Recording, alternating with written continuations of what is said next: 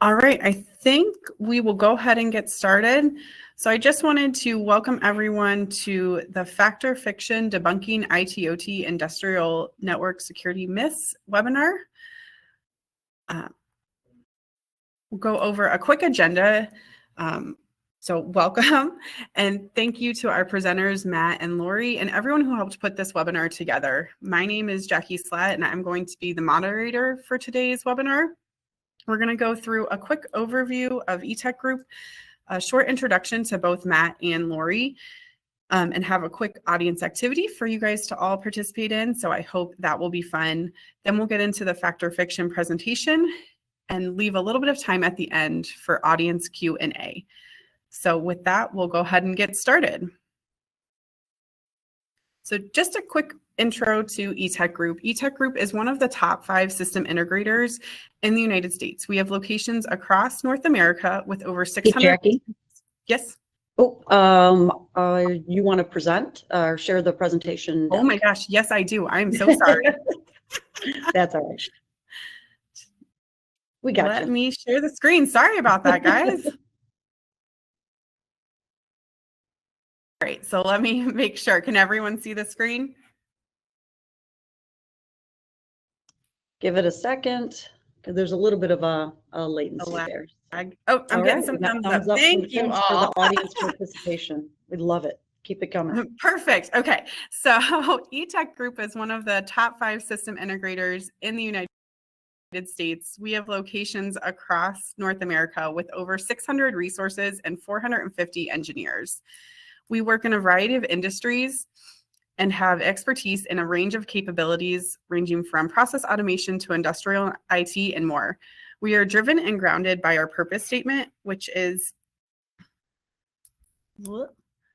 to free people to achieve the full potential of human creativity and innovation. Our clients are doing amazing things, and we guide and enable them to advance their mission using the next generation of technology and human interaction. eTech Group is a technology agnostic partner for our clients with experience and expertise that allow us to make an impact from the top floor to the shop floor. We vet our technology partners across all layers of the technology stack to ensure our clients have the best solutions in the industry to draw upon. And that is a very quick, short overview of eTech Group, but I want to get into who is working with us and presenting today. Matt Smith is a cybersecurity specialist with 10 years of experience in automation and technology, focused on protecting critical infrastructure, industrial processes, and an operational OT. He develops and implements tailored cybersecurity strategies to ensure OT systems are secure, resilient, and optimized for their unique challenges. And Lori Kavanaugh is the Vice President of Business Development for eTech Group. She has more than 35 years in the automation and technology industry. Lori engages with clients with a partnership approach and helps them further develop their businesses through advancements in automation, control, and intelligence solutions. Just a quick intro to both Lori and Matt, and thank you again for agreeing to present with us today. Now, I do have a little bit of an ask for all those attending today. We are going to go through the fact or fiction statements, and before each one, you'll be prompted to vote if you think it's fact or fiction. So we encourage you to, participate and engage with that. It is an anonymous response, and just going to be given a breakdown percentage of people who think it's fact and people who think it's fiction. So when we get into the first question, you will be prompted, and I ask that you please play along. So with that, we will go ahead and dive into the presentation.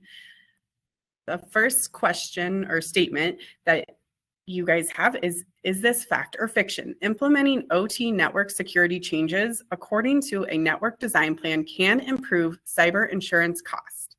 So if you guys could, go ahead and vote if you think that statement is fact or fiction.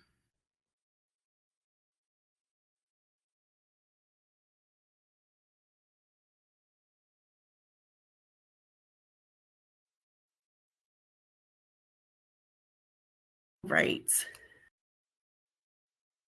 And with that, I will go ahead and give you guys the answer. This statement is a fact. We are seeing clients whose insurance costs have increased or they are considered uninsurable due to existing IT-related practices within their OT facilities. However, with implementation of a few non-disruptive solutions, they can request a reassessment for insurability and or a reduction. And with that, I will let Lori dive into a little bit more details on why that is a fact. So thanks everybody for participating in the poll. So that was pretty cool to see. So you all, there were a lot of people that said this is indeed a fact. And I think the key word there is the implementation of changes. So what we're seeing with our clients is so these are tangible benefits of engaging in an ITOT assessment and understanding current state, desired future state, and making those changes to get there, because insurance premiums are going up, the coverage is going down, some are non-insurable. And so what we can start to look at is what's the current state, what resources do you have available, and what are some low-hanging fruit items? What are things that could be done quickly to start to move you on that path towards greater security? And then you can go back to the insurance companies and ask for a reassessment or a re-audit of that site. But the key thing is you have to have a plan, you have to show you're executing on that plan, and that this is going to be an ongoing concern. There is no such thing as 100% secure. So you also have to allow for changes in technology that increase or potentially cause a vulnerability down the road. So I will hand the mic over to Matt on the technical side of things. Thank you, Lori. So cybersecurity insurance is often viewed as a risk transfer strategy. In a worst case scenario where all of your defenses fail, it can be used to cover losses, which makes this a strategic and important decision for those that have OT networks to protect. The risk transfer strategy here is steadily being adopted in the OT field. Traditionally, with IT cybersecurity concerns centered around safeguarding data, confidentiality, and integrity. However, this has evolved with recent cybersecurity incidents indicating a shift towards ransom demands, business disruptions, harm to reputation, and even physical harm. Mm-hmm. Ransomware has become the primary choice for attacking OT environments. According to Guidehouse Insights, in 2022, electrical utilities saw about a 25 to 30% increase in premiums for cyber insurance. Guidehouse also predicts that by 2030, global cyber insurance markets will grow from $102 million in 2021 up to $442 million in 2030. And then from European Union Agency for Cybersecurity, they had another report that reveals insurance companies are primarily using questionnaires, site visits, document-based data, with questionnaires being the most popular form for their OT insurance requirements and interviews. And also OT frequently necessitates separate insurance, requiring organizations to submit an additional OT application, even if IT cybersecurity is complete.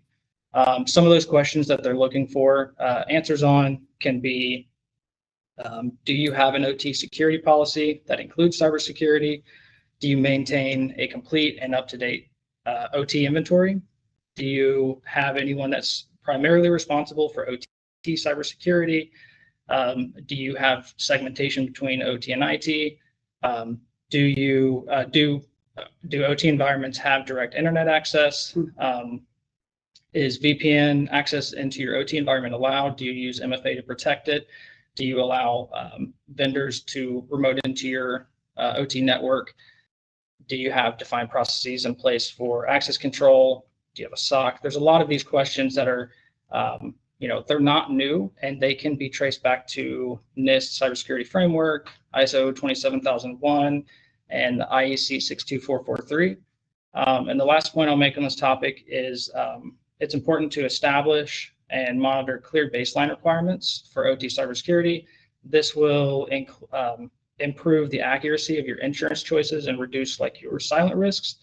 And this all boils up to having an effective OT security management strategy and technical solutions, which can help in the journey leading to improving your insurance costs. One quick thing before we venture off this topic too is, you brought up the idea of different ways that the attacks are coming in. And if you guys have been reading in the news, A lot of these healthcare providers, they're coming in through the doctor's offices. So you know how they have portals now for patient portals. So they're using accounting or data transfers that are occurring naturally, and they're hijacking some of those pathways in because those small doctor's offices may or may not be protected. Retail stores, the point of sale systems could also not be using encryption. That could be another pathway in. So when we work with our clients, we look holistically at everything in their supply chain and look who they're communicating with, not just on that automation floor, but who are they reaching out to in terms of their supply chain as well, and making sure that those conversations and data exchanges are protected. All right, Jackie, back to you. Awesome. Let's go on to the next one. Thank you guys so much. So our next question, and this, can you start the poll for us? Thank you. 70% of OT cybersecurity incidents originate from the IT environment. So now you guys should be prompted. Is this statement fact or fiction?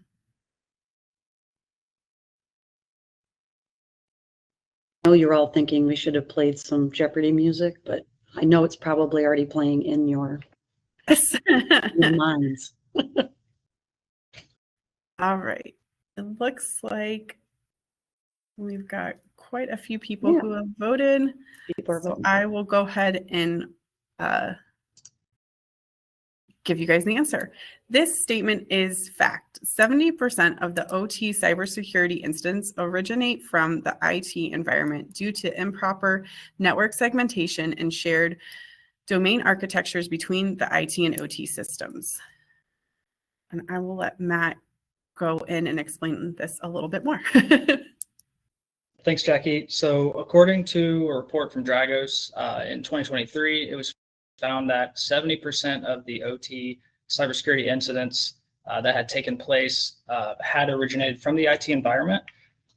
Using this information and then cross-referencing a SANS report from 2023, which had surveyed 500 companies, and it asked the question: if you had a cybersecurity incident on the OT network, can you identify the initial attack vectors?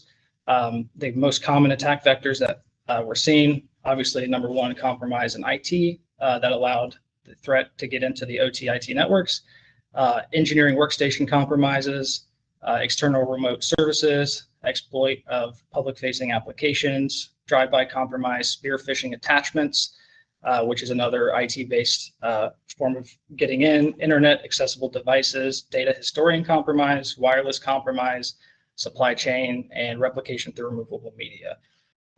Given these diverse methods through which an attack vector targets the OT environment, it's clear that vulnerabilities in IT systems play a significant role in these incidents. Mm-hmm.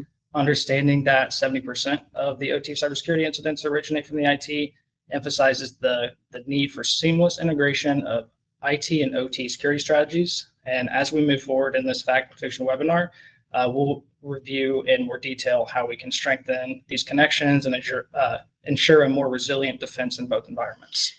Yep, sorry to tell all you folks out there, but IT and OT, it's time to get back together. So, but we do have to bridge that gap, and we have to, in IT, and we'll call it like the carpeted space, right? The carpeted IT, the front office versus the non-carpeted, which would be the OT layer. Way more alike than different. There's just some few nuances, but the tools and technologies have caught up, which is pretty exciting, and we'll talk about that in a little bit. But I think just culturally, emotionally, I mean, we all have to agree that the enemy's not within, right? The enemy's out there, and we have to be protected. So I just wanted to talk about a quick case study with one of our clients. And so the vulnerability, they were attacked 2 years ago, ransomware attack, and it did come in through IT, but it affected their OT. So chances are the hackers were lurking in the system for a while and then pivoted and looked laterally as a way to get to the OT space. So they worked with one of our directors of our cybersecurity design team, Kevin, and they put together a design. They put together a plan, and they started. They couldn't do the whole plan. They couldn't do it all in one fell swoop, but they took their time. They started where they could I guess, bolster the defenses. But they got to the point where they could deploy a visibility tool. And that visibility tool, I think, is what really helped them when they got attacked a second time. But they were able to trap and it detect quickly. So there wasn't somebody lurking for months. They detected quickly, they captured and neutralized that threat before they even got into an OT space. So they were, it proved to hold out. And now, like I said, never 100% secure. So they always got to stay on top of it. But that was a great example of attacked, did something about it, worked together, IT and OT together, changed practices, put systems in place, got attacked again, we're able to isolate and minimize the threat and any repercussions. So pretty cool. Hope is definitely a strategy here. You can have hope. All right, Jackie, back to you. Great. Let's go on to the next statement. All right. And is this statement fact or fiction? Visibility/network topology tools that can actively scan the OT network without disruption do not exist. It's a little bit of, I don't know if the latency is happening or lag is happening to our audience, but just want to make sure we give you all time to vote. Dang, smart audience. Yes, you guys are doing really well on this one. All right, I'll go ahead. It looks like everybody might already know, but this statement is fiction. Such tools do exist and are crucial for maintaining network security and efficiency. So this, I'll hand it off to you, Lori. Absolutely. For those of you in the audience that might have been around as long as I have, I mean, even as far as 5 years ago, this would not have been a fact. So, but the tools have come a long way to respond to the threats that face our OT environments. So 20 plus years ago, when I talked about, hey, IT and OT, everybody's got to get along again. But I was around when they diverge, right? I would sell technology solutions to IT and OT. And it just, the tools and the things at the time were too disruptive to the OT network. So this, I guess, gap was created. But now we are starting to see some of these tools. Matt's going to talk about those. But I think the other key thing to keep in mind is the evolution of these tools. And it's great to have key partners. Jackie mentioned when she showed the really busy slide with all the logos. I think what's key to take away there is we are doing that vetting process, and we are looking at partners, and we're testing their tools out, and we have them set up in our labs. And the reason we do that is because we also want to inform them on their product development. What are the things that they need to be looking at in their product, life cycle and development? So AI, quantum computing. Matt mentioned NIST, the National Institute of Standards and Technology. They report up through the Commerce Department. But they've already started to evaluate algorithms and cryptography that can be used against quantum computing hacking methods. So there's already sort of that front-facing, trying to get out in front of when these things become more available and more mainstream. How are we going to protect ourselves and protect you guys? So I'll hand it off to you, Matt, to talk a little bit more about kind of how we bring that to bear. Yeah. Thanks. And I'll dive into the technical side of this to kind of debunk that myth that OT networks can't be actively and safely scanned. In reality, advanced tools do exist that enable precise, non-disruptive scanning and ensuring that the robust security does exist and maintains the operational integrity. Oftentimes, those are baked into the same product, the passive and the active scanning. The active scanning feature set does provide enhanced visibility on top of what you're typically getting in a passive scanner by offering deeper insights into the network topology, gathering vulnerability information, as well as device configurations, which passive scans alone might miss. This means an improved accuracy for delivering more precise data. Modern OT active scanners, such as Clarity and Nozomi, are designed to interact with devices in a non-disruptive manner using native communications that those embedded devices support and using safe queries to do so. They can incorporate traffic shaping, rate limiting, and automatic device recognition to prevent any network disruptions. Additionally, these tools perform ICS optimized discovery through controlled packet injection, allowing for real-time asset discovery and yields a low impact for vulnerability assessments. By leveraging these advanced solutions, organizations can enhance their network security and maintain operational integrity simultaneously. All right, thank you. Back to you, Jackie. We will move on to the next statement. Let you guys have a chance to vote. Is this fact or fiction? Legacy OT assets cannot be effectively protected, so immediate replacement is the only way to ensure cybersecurity protection and risk avoidance. Let you guys vote. Is this fact or fiction?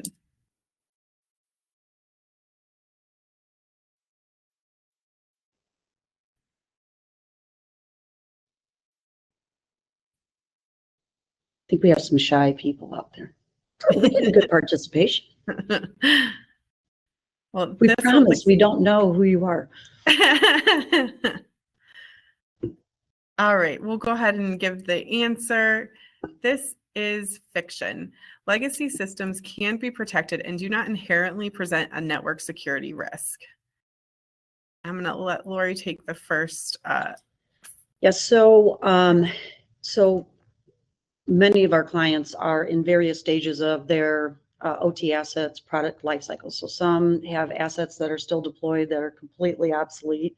And that can include an HMI, some computer that's doing some specific type of function within the operational process.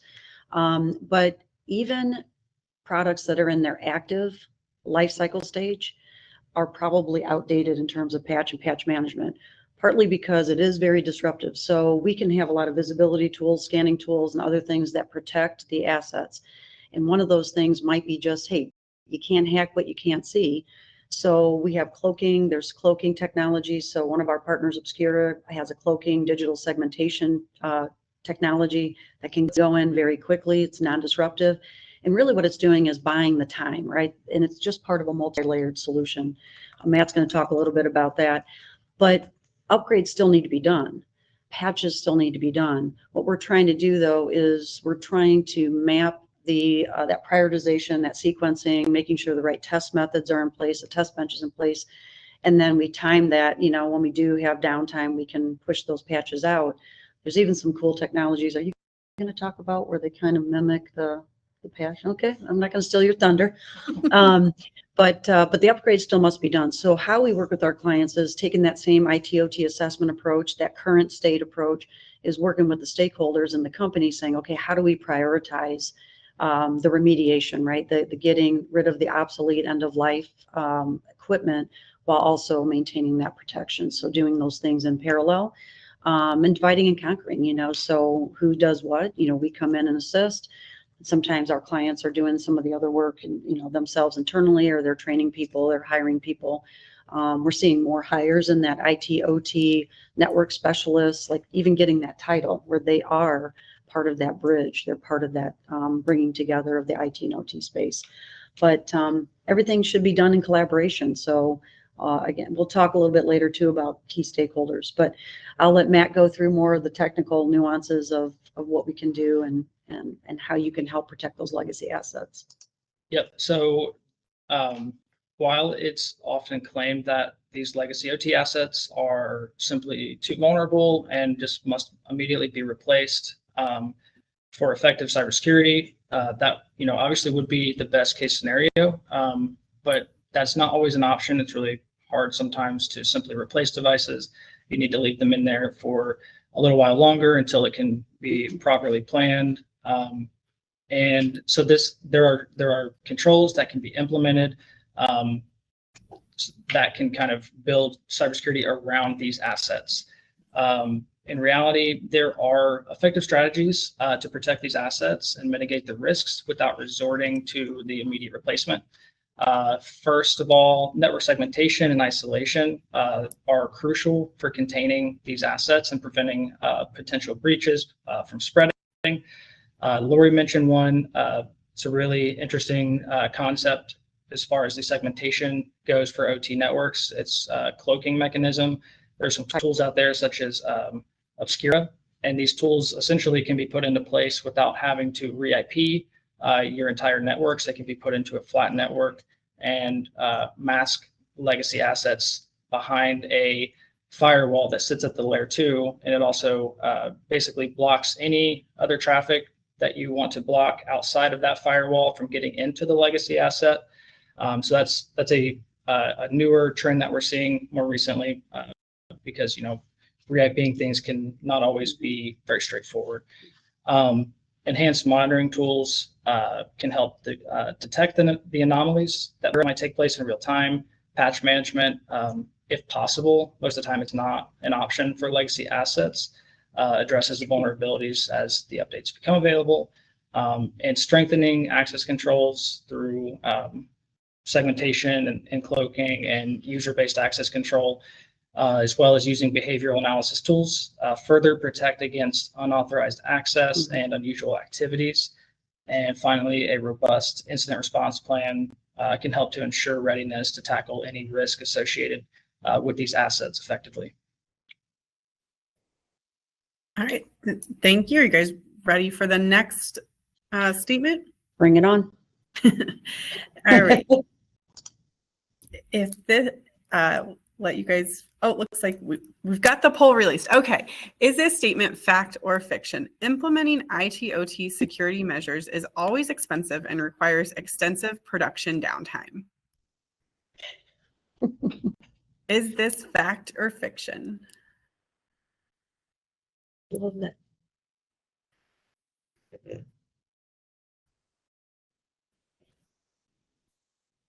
All righty. All right, let's go on. This statement is in fact fiction.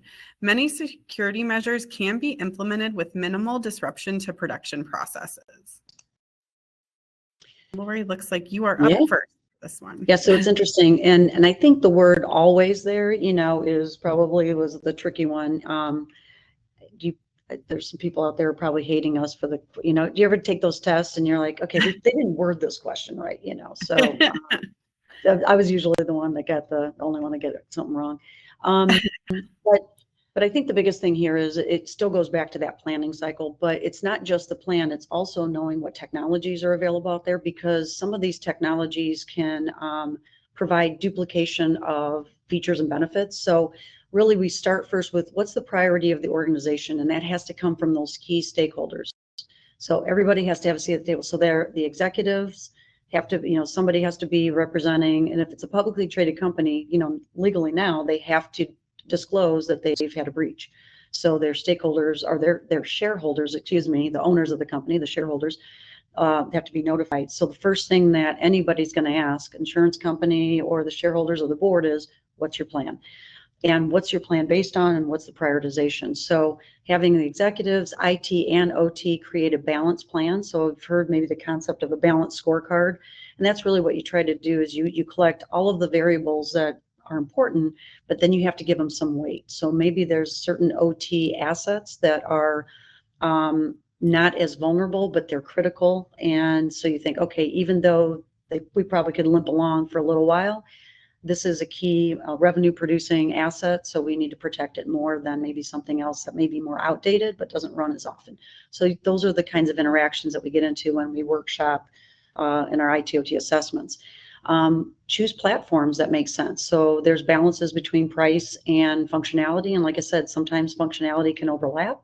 So you have to kind of consider, well, is there something that can offer a greater breadth of service? Or is there a point solution that we're looking for a particular reason that gives us, maybe less sensors that have to go across the rest of the network?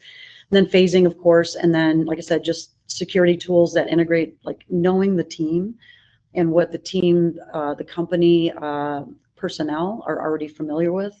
That also it's kind of that, it's hard to unseat an incumbent that's working. It's easier to share that knowledge and experience.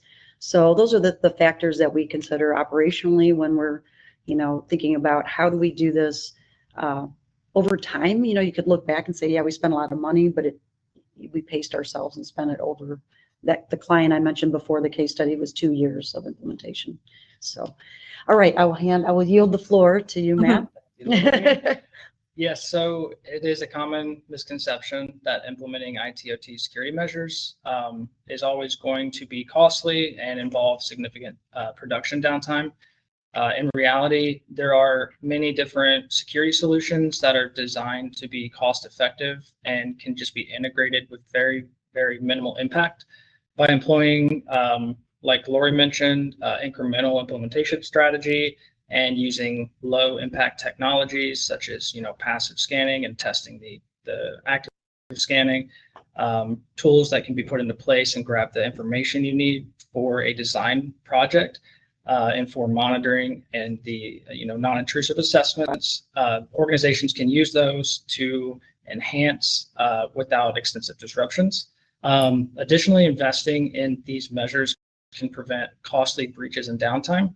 And this also offers substantial long-term financial benefits, and best practices should also be leveraged and scalable vendor solutions, such as meshing all of your network equipment together. A lot of these vendors nowadays will offer single pane of glass solutions, and those can also be considered for scalability purposes across multiple plants. And those all can combine and boil up to security enhancements that are both affordable and minimally disruptive to production. Yeah. And before we go off this slide, one other thing, some of the tools, something that I just found out about in one of our partner tools, they can actually take the PLC program in and look at all the devices that are being referenced in the ladder logic. And I think one of the key things about that is, as we all know, if there's one thing about legacy assets, there's another thing to do a scanning tool. But if something's a stranded asset, it's like, well, how do we really know what is in that cabinet? We can do a physical, walk down, but now we can take in those PLC programs, run them through these tools, and get access to that information. And that becomes really important as you're mapping out a plan, because sometimes there might be a scale, let's say, that's shared across multiple lines or machines or panels. Well, if you're changing out and upgrading one panel, you may not realize that there's an interdependency there. But with the PLC program, we can start to expose that information. So there's some really great things that we can do using these more automated tools to get us to the facts quicker. And then we can make a design based on fact, not what we think is out there.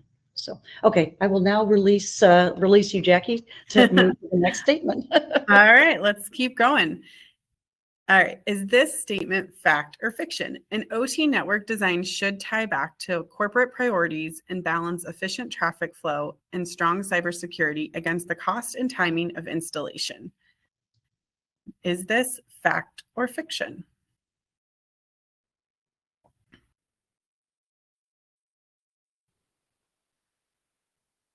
The numbers are still pouring in. Yes, give you guys a little bit of time to vote. Actually, now they want us to be their, they wish that we were their professors in college. We were the questions.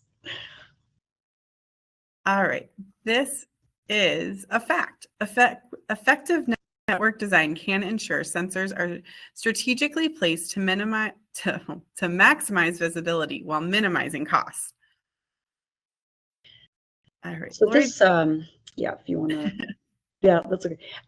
I'm going to be like a broken record, the executive sponsors and the IT/OT stakeholders. But I think the biggest thing here, and it was referenced too on your previous slide, is the ability to even reuse equipment and things like that. So we're always taking that design and going back to what's the plan, what's the priorities. Again, you're going to be asked this. You're going to be asked by insurance companies. You're going to be asked by the board. You're going to, whether it's a private or public company.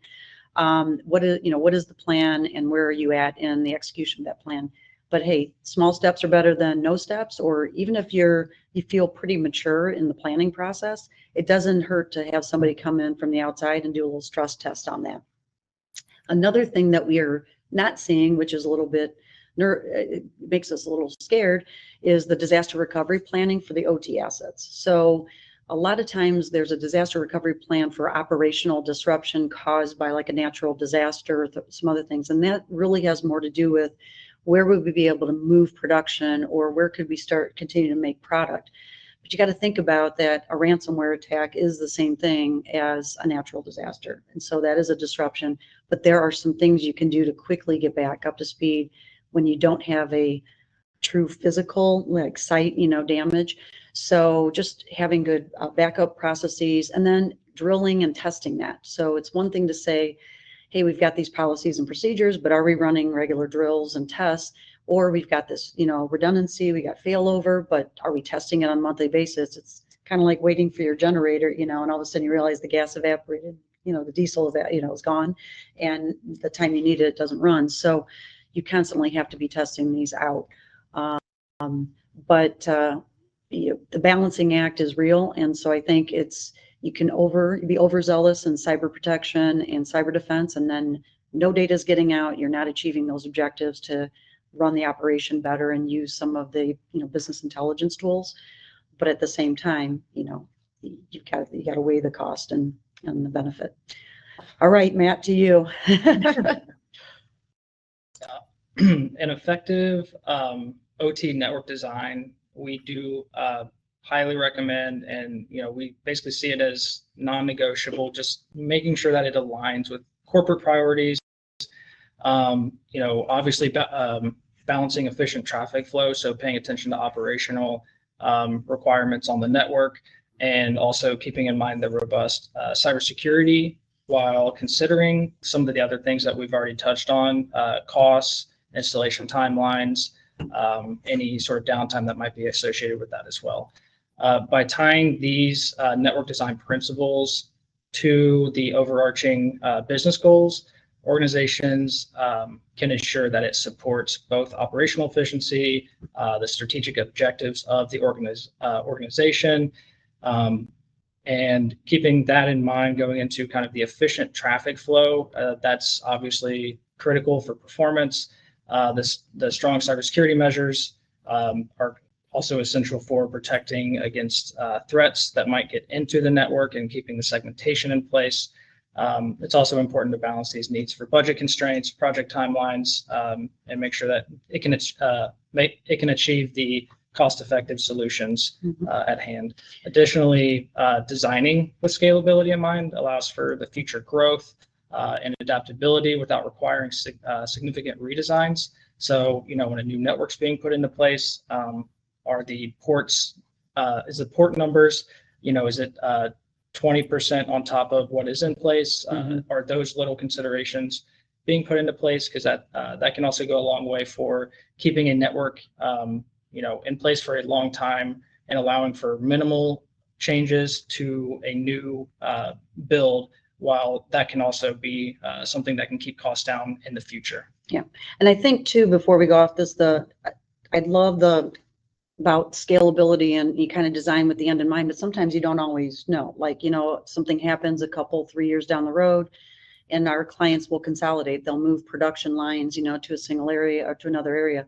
We always say, please let's have IT and OT be talking ahead of time, because that's going to impact that OT network design. So we talked about segmentation, and if there's physical segmentation versus virtual, you may have to rethink about, that construct, because you have to look at the load balance and almost predict that future load. It's no different than a water wastewater treatment plant. When a new neighborhood goes in, right, they have to plan ahead for what's that future, demand going to look like, and do we have the capacity to support that? We're just doing it at the digital layer. So if you and your organization are thinking about expansions, or even adding in a new piece of equipment that has a greater ability to deliver more data or more information, or you're looking at a connected shop floor initiative where we want those assets to be sending more data and centralizing that, hit the pause button, make sure IT and OT are looking at what that impact's going to be to the current architecture and what that projected architecture needs to look like. So, all right, Jackie. Yeah. So we're kind of past all the statements, but for a client who's looking to kind of increase their cybersecurity, their network security, where is the best place to start, or how should they start? Yeah, I guess I'll start with this and then you can jump in. No matter no matter where you are kind of in that journey. So we always say it's a journey, not a destination. Everybody heard that, but, and you're probably tired of hearing about, your digital transformation journey, but it kind of is. I mean, it's just an ongoing effort, but kind of acknowledge, where you're at. Acknowledge that if you don't have an executive sponsor, that you need one, that if you don't have a cross-functional team, you should have one. And even if it's just, if you're fairly mature and, like that client I mentioned, and they've gone the last 2 years, and really tightened things down, maybe that's more of an advisory function because everybody's doing kind of their normal, they've got their roles and responsibilities and they have policies in place. Of course, when the attack occurred, it was time to, hey, everybody, let's come back together and, kind of acknowledge, hey, we've had this breach. Now we have to reassess. And then what are we going to do and what are the action items? So acknowledge, assess, act, kind of repeats in the cycle. You want to throw anything else in there? He's usually he and his team are the people we call, Matt in our cyber team. So. Yeah. So exactly what Laura just said.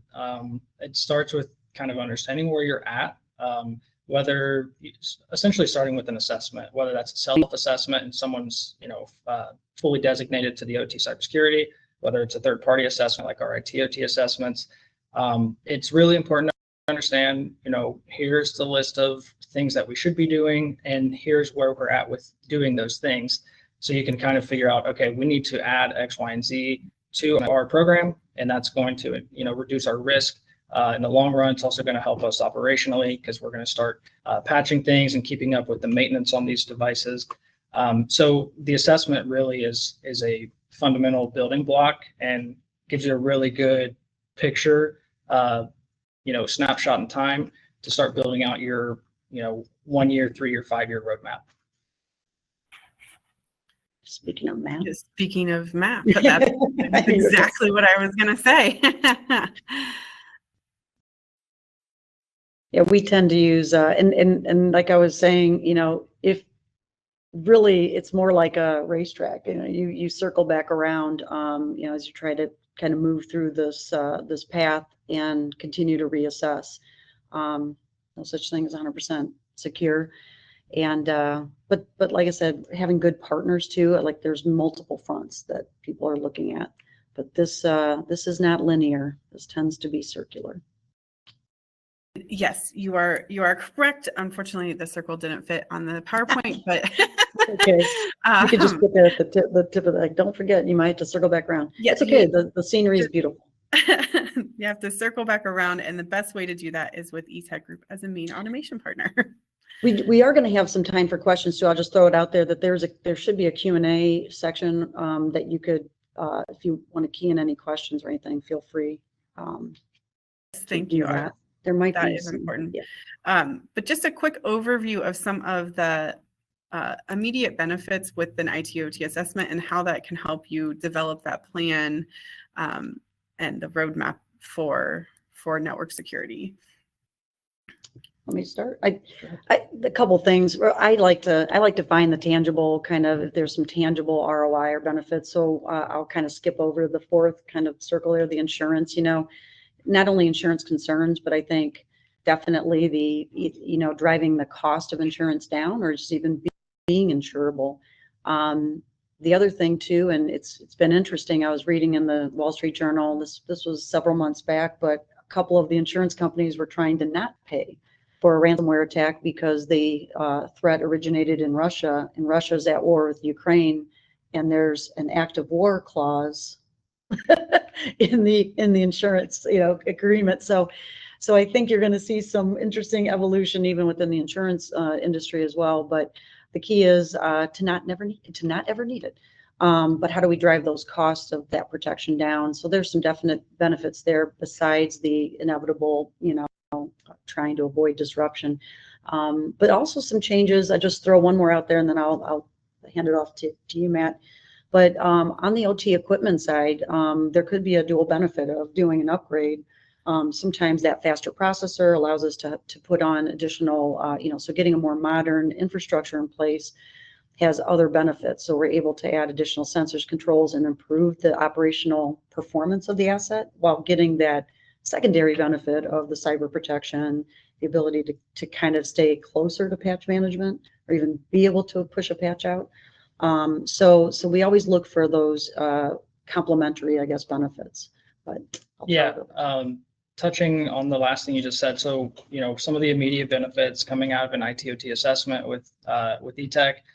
A really common one that I see when we're kind of delivering the final deliverables to the client and looking at next steps are, the client is able to take that information and digest some quick wins, essentially. So, a couple of weeks after the assessment's done, we might hear back from the client saying, hey, we had 12 critical vulnerabilities on our PLCs that we've already patched, and they've already taken those little steps to reduce their risk essentially within their networks.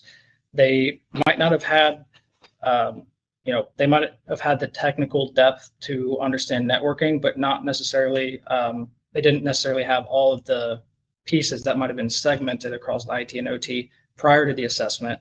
So once that assessment's done, they have all the information, and then those two teams are already working together to say, this actually is, not impossible. And they start looking at, well, we can do this pretty easily to the network, or we're going to work with DTech to start designing a segmentation plan. So getting essentially all that information combined into, one report, it's really, really useful for a lot of companies to take that information and start running with it and making those, quick wins. I always feel like it's, when you're at the doctor, if you have symptoms of a problem and people know that, and there's always that fear of the knowing, but there's also relief, the relief of, so we come in, when we do an assessment, everyone's apologetic, like, oh, you're going to find some really old stuff out there. Of course, that's just the nature of the beast, and there's nothing wrong with that. But that's what we expect. But now we can actually put a plan together, and it's, again, based upon, here's our reality. That's okay, but we got you. There are things that we can do quickly, cost effectively, and there's things that you can do yourself. And so I think it's a really strong message that it's almost like, I joke, I feel like half the time we're in a therapy session, with ITOT and the executives trying to figure out, how do we go after this? And it doesn't look so insurmountable. Then we just kind of lay it all out, truly map it out. I did see a question pop up. Should we answer this question? Yes. Yeah. So if you guys are finished with this, I'll just go ahead and keep going through the slideshow. Do you want to, do you want to restate that question, Jackie? Yeah, do you want us to read? Okay, sure. Can you provide an easy to read red, yellow, green report highlighting the ITOT findings in an easy to digest or executive facing deliverable? So they can have something to hand off to senior technical resources and run this up the chain. I'll start because, as I mentioned before, you have to have this diverse group, this audience, and everyone has to collaborate. Well, similarly, we make sure our deliverables speak to the audience. So we find pictures work really well. Executives like and know and understand pie charts and bar charts, and I'm not minimizing their impact. I'm just saying their time is so short. We only have a short window of their time. So what we try to do is make sure that we are aggregating the information against their priorities. So remember, we workshopped it and they told us these are your priorities. So that balanced scorecard or the pie charts, the vulnerabilities, any of those things are shown in visual format, as well as then we have a full written report. And I can hand it off to Matt because you can talk about all the back end data that goes in it, and it has to be exposed for the technical audience, right? Yeah, definitely. So the red, yellow, green. So essentially the deliverables at the end of this are very closely mapped at the end of an assessment, are very closely mapped to critical cybersecurity controls. So these are, very spelled out, and, we're offering up suggested solutions to each of these controls if they are not, fully implemented. And we're making those easy to digest and kind of giving suggested next steps as well. Some of those controls might be technical, some might be administrative, as far as having policies, procedures. So these are things that can kind of be split up into appropriate groups within the organization. And, tackled one at a time. So it is a lot of really good information and useful for companies to take and run with and make those recommended next steps. Mm-hmm. So past that, though, we're also giving, within a typical assessment, we're giving vulnerability information on all of your OT assets. So you'll get a report, PDF report, and it'll have a list of all the severities of the vulnerabilities rated on the CVSS index Mm-hmm. based off criticality. That basically has a digestible report and shows the firmware updates that are recommended for a device if that's an option, or operating system updates. And then past that, we're also making suggested network design recommendations, and we're also offering up a proposal essentially of this is what we recommend to do with your network, and if you want to work with eTech to do this as well for like segmentation purposes, or implementing one of those controls. So you have flexibility to take those and run with them with an internal team. You also have the flexibility to say, I need help with this, that, and the other, and we'd be more than happy to do that as well. Mm-hmm. Sort of augment and stuff. And we had to remember so one of our clients did just that. At first, there was shock and awe because there were 60,000 vulnerabilities, and this was an operational facility on the same campus where IT was, and they had this great relationship. Well, what was happening is they were pushing the patches, but the patches weren't getting applied because they didn't have the proper test bench or the time, and then the disruption to the assets. So the good news was there were only like 900 unique vulnerabilities. But what they did with that, first of all, it was a little bit of shock, but they acted on it really quickly, and they were able to start putting into place the right policies, procedures, put a test bench in, those types of things. So, again, that awareness really just, it's all about what you do with it, right? And usually there's action because it's supported. But thanks for the question. But yes, we do provide things in very clear, multi-audience kind of deliverables, considering that. Yeah. So I have another question. How long does it take to do an ITOT assessment? Do you want to? I can take it. Yeah. So it just depends on the size of the plant that we're looking at, but in that same manner, we're doing this plant by plant. So for some clients, we've done this for a handful of different plants, and for some, we've done over 30 different plants in a multi-stage project. But typically, the average plant with maybe 100 to 200 panels and maybe 1,000-ish OT assets, we're able to, from start to finish, wrap that project up in about 4 to 6 weeks typically. And then I know throughout the presentation, we mentioned some of the technology partners, but can you go into like what technology partners do we use when looking at an OT network? So the ones that we mentioned earlier, so when we're doing an ITOT assessment, obviously we're not doing anything with segmenting your network while we're there. It's all discovery. So the tools we're using focus on the discovery. So the Clarity, Dragos, Nozomi type of tools are the ones that we essentially have on a little ESXi box. It's industrial grade, and we're running those as virtual machines. So that way, when we're boots on the ground, we're able to get out there, work with the right audience, and get those on the network and start running those, whatever it is, passive or active scans that we need to do. But those are the big players that we're using. We're also looking at some open source tooling and other things such as Wireshark and Map if we need to. But the big ones really are those OT vulnerability scanning tools. We also have the Ekahau, the wearable for wireless. So if we're walking, an area, and if we have a CAD drawing of the facility, we can map out the wireless coverage. And I think that's really important too, because we want to look holistically, and especially as we get into a lot of our clients that are using robotics and AGVs and AMRs, mobile robotic, transport mechanisms. That bandwidth is going to be a real important. Coverage area, the latency. Sometimes, there can be a drop in an RF signal because there's, unshielded wire or something in that, so there's a dead spot. And they're like, oh, we thought that was just always a dead spot or that it was bouncing. So we look at wireless too, and And I think that's really important, just to make sure, again, it's a holistic view of what the client's environment looks like.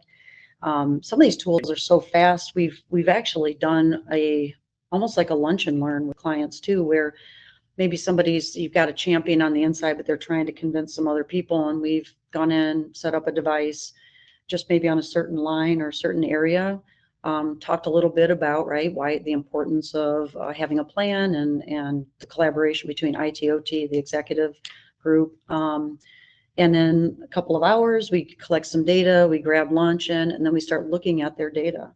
And it's a lot more impactful when we can say, hey, here's what we're seeing. We just did one area. Imagine what we could kind of take a look at, and it starts to get those wheels turning on. Great. Now we can relate to it because it's our data. So that is something we've done for some of our key clients. And we had another question come through.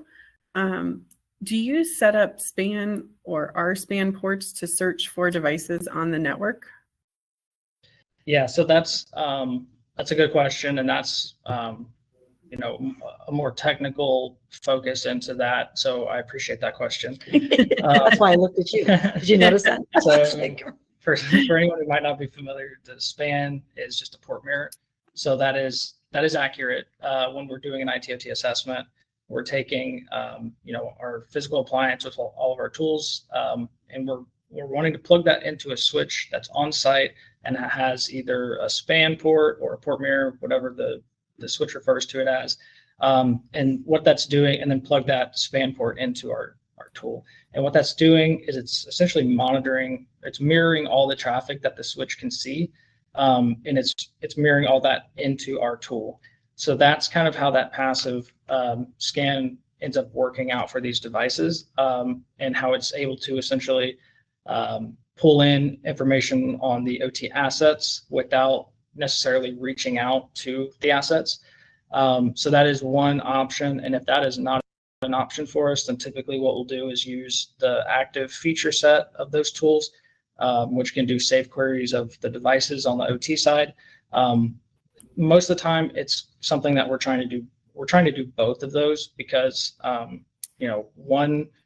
these things we recommend to use in combination with one another, because one thing that the active scanning can do that the passive can't is, look into the PLC configuration file, like Lori mentioned, pull in, downlink information from the IO tree of the PLC.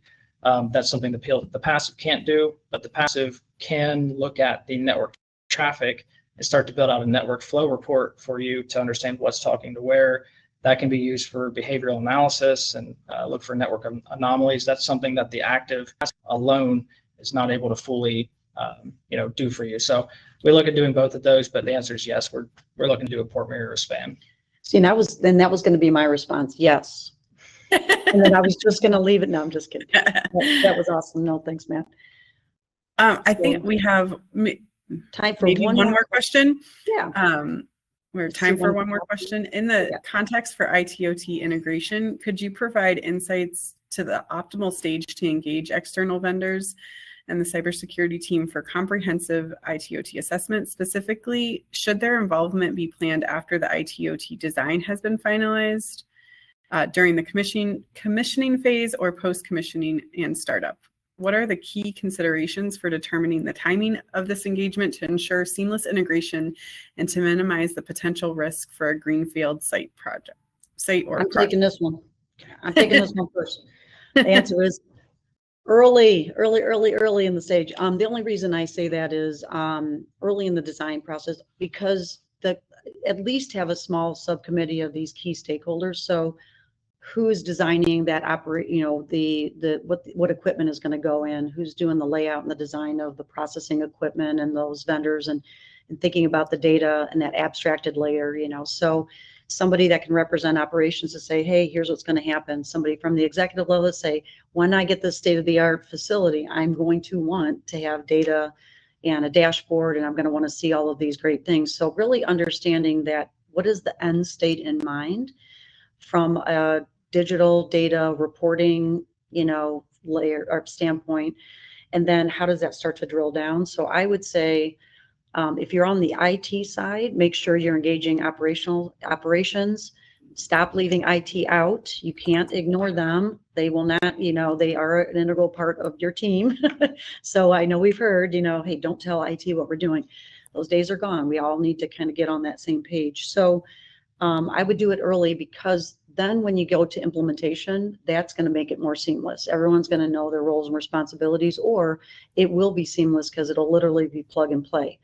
The cautionary tale is, if you're doing a greenfield build, that could be 18 months. So you're engaging early, and you're maybe not meeting as often, but you're just saying, okay, keep an eye on this. This is what we think the design's going to be. And then a year from now, a new tool comes out or something different that changes. Oh, you know what? Instead of Dragos, we're going to use Clarity or something like that. So it has to be agile enough to be able to replace some things. Matt's nodding a lot, so I think he likes my answer. But would you like to tack on anything else, just from having to be at the implementation and install phase? Are there things that you wish were done differently in certain scenarios? Yeah, I mean, yes, but I think it just varies. So the implementation phases at a high level are typically looking to be the same, and I think as long as the right parties are involved, things, you're always going to have things that you can do or improvements at the end of the day after a project. But I think you hit it right on the head. Yeah. With your answer. And I know we are running out of time, but I did see a question that was posed about the aerospace and defense industry. And I think there are some interesting changes happening there. We not only got our NIST certification here, but we used that to then get our JCP, our joint certification program, like joint certification. Yeah, JCP. So that's for projects that government projects that involve both the U.S. and Canada. So we have to be particular when we talk about aerospace and defense, and really having that plan, and also thinking about data exchange and what are going to be those requirements coming down. So the fact that we've got our NIST certification, we have JCP, we're pretty comfortable with the latest and greatest standards and requirements. So yeah, we'd love to help you in that planning process. So that would be part of that prioritization, is to say, who are you doing business with today? What are their requirements? But also, it doesn't hurt to be more strict and regimented than even the government's requiring. So, but yeah. So I know we are at time, but I just want to thank everyone for attending, and thank you to Matt and Lori and everybody on our team that helped put this together, and just appreciate everyone attending. Yeah. Thanks, everybody. Appreciate it. Bye. Thanks for being so smart too. Bye, everybody. Thanks. We're getting a lot of applause.